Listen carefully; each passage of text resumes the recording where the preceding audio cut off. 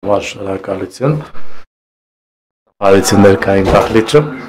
Աննա Գրիգորյան, Հայաստան, խոսքը ձեզ եմ փոխանցում։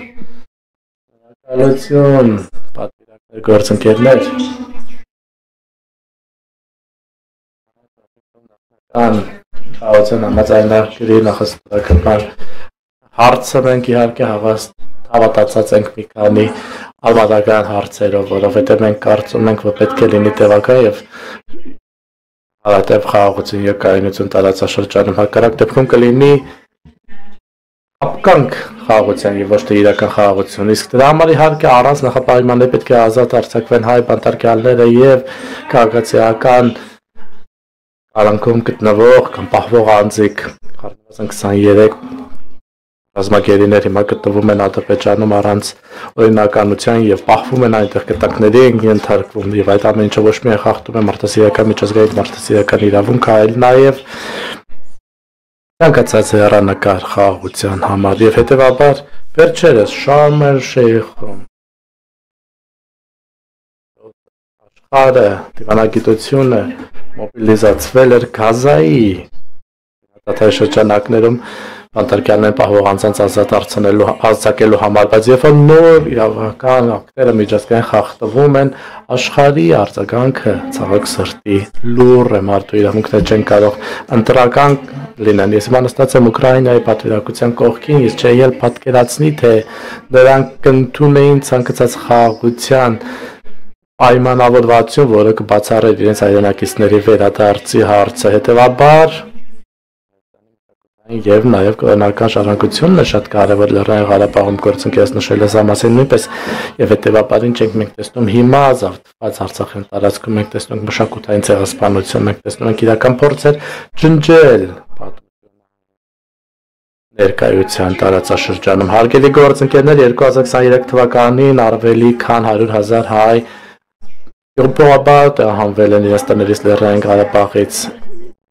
ամենամեծ ակտերից մեկն է վերջի պատմության ընթացքում եւ հետեւաբար եթե խաղաղությունը պետք է տեղի ունենա, ապա պետք է լինի հավաքական, ապահով եւ արժանապատիվ վերադարձի իրավունք, նույնպես այս մարդկանց համար այդ իրավունքը պետք է հարգվի, վերադարձի իրավունքը ոչ թե քաղաքական սլոգան է, այլ հիմնարար սկզբինք է միջազգային իրավունքի, այս իրավունքի մերժումը նշանակում է օրինականացնել կամ լեգիտիմացնել իրավունքների խախտումը այդ մարդկանց, ովքեր հազարավոր ապրել են այդ տարածքում եւ մյուսը իհարկե ադրբեջանական ուժերի գոյությունը կամ ներկայությունը Հայաստանի Հանրապետության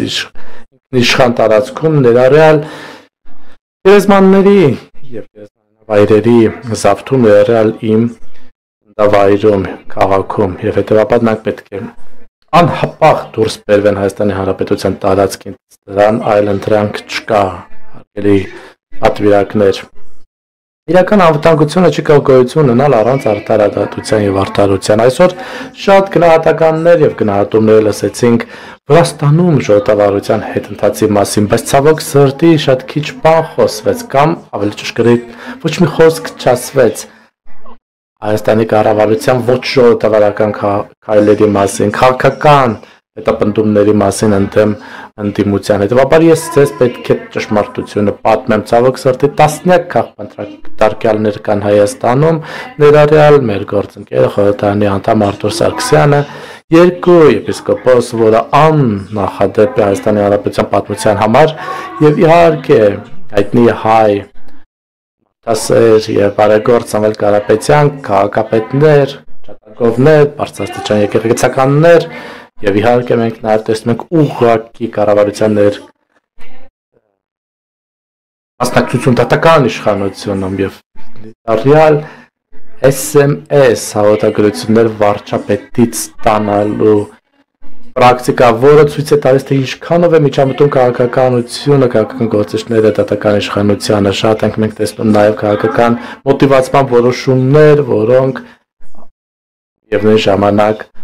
գնահատում են դատական անկախության հարցը եւ այդ բոլոր դատավորներին մենք անուն առանուն գիտենք եւ հետեւաբար պետք է այս ամենը ծառայի օրենքին եւ ոչ թե քաղաքական իշխանությանը եւ որ հակառակն է լինում ժողովրդավարությունը անկում է ապրում եւ այստեղից պետք է ազնիվ եւ արդար խոսեմ ձեզ այդ հայ հասարակությունը ակնկալում է որոշակի գնահատական արձագանք եվրոպացի գործընկերներից եւ սա մի բան է, որը ես պետք է նշեի եւ շեշտել եւ հետեւաբար որպես եզրակացություն ես պետք է ասեմ, որ եթե Հայաստանը ցանկանում է մնալ ազատ եւ ինքնիշխան, ապա չպետք է լինենք բանտարկյալներ քաղաքական մոտիվներով եւ իհարկե արտահայտությունը պետք է լինի թափանցիկ եւ հաշվետու։ Շնորհակալություն եւ ես կարծում եմ մենք հիմա բնական